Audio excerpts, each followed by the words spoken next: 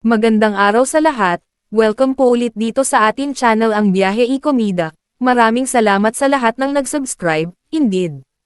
Punta tayo sa atin topic, December 4, 2025.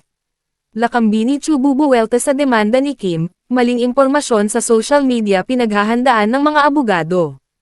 Parang showbiz writer na rin si Attorney Jesus Falses. Ang dami niyang chika, sa isang tweet tungkol sa kaso at kontrobersya ng magkapatid na Lakambini at Kim Chu. As if insider siya at alam ang mga tunay na pangyayari sa kabila ng hindi pa pagbibigay ng detalye ng magkapatid tungkol sa totoong mga pangyayari. At ang katwiran ni Attorney. Madaming public sources po, siguro 10 hanggang 20% lang sa tweet ko ang bago, nang may magtanong kung sino ang sources niya.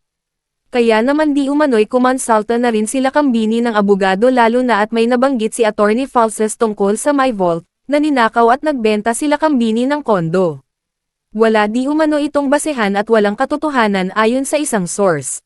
Any moment di umano ay magsasalita ang kapatid ni Kim na Ida Inmande ng kapamilya actress, TV host ng Qualified Theft.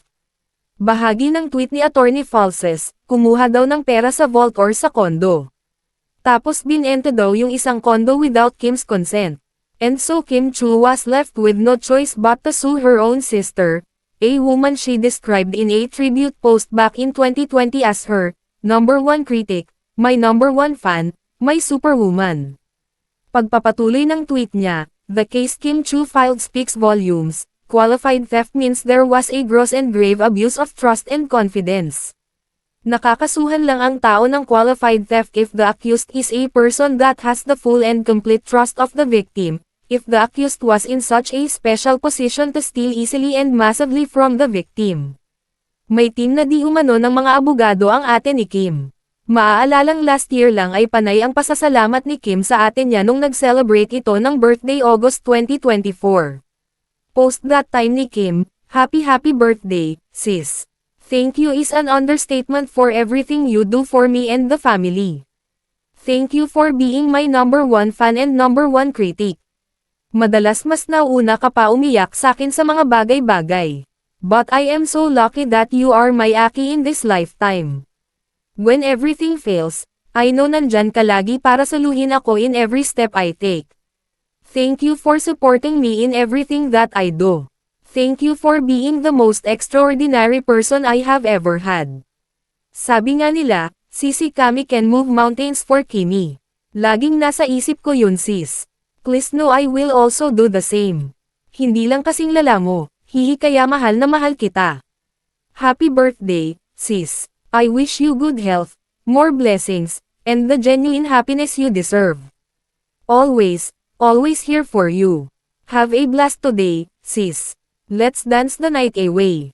Maaalalang na-intriga rin si Lakam tungkol sa pinag-usapang isyo na di umano'y binabantayan niya si Kim kay Paolo Avellino.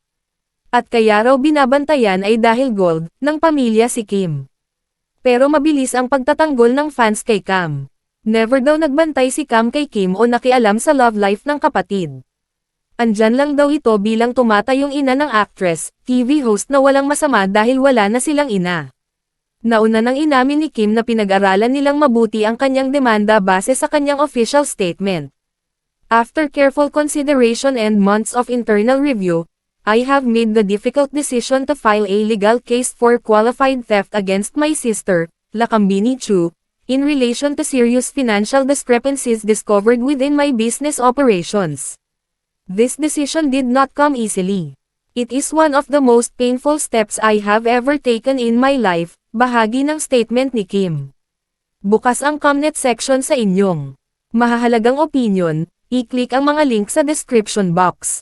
At yan ang ating latest showbiz chika update for today. Huwag kalimutan mag-subscribe, click the notification bell for more showbiz chika updates, like and share the video at suportahan po ang ating Facebook page. Maraming salamat sa lahat ng nag-subscribe indeed.